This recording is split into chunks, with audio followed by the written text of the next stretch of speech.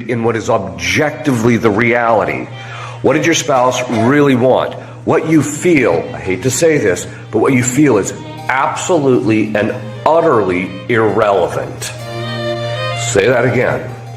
The biggest mistake people make today is they take their emotions and they look through their marriage through the prism of their emotions, and all that does is provide the demons with the fodder, because the demons have access to the emotions, and so they can constantly foster that. That means the first thing you have to do in marriage, if you're going to get to any semblance of a solid foundation, is you have to put aside how you feel in relationship to the individual to see what is the objective reality. And most of the time, most spouses will admit he didn't mean to hurt me, or she didn't mean to really hurt me in that particular case.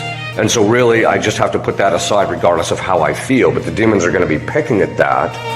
And once the woundedness happens in relationship to the marriage, that pain in relationship to the wounds, the demons will pick and pick and pick and pick at it.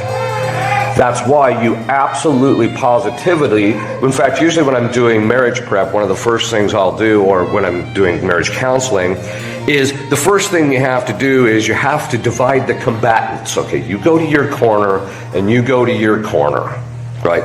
Quit doing, which is one of the things that the demons will do, is they quit focusing on what you perceive is the problem of your spouse. You have to stop that. Because that's exactly what the demons are doing. See, he doesn't love you. See, if he did this, if he really loved you, he wouldn't do this. Look at how obnoxious he is that he leaves his socks on the floor or whatever, right?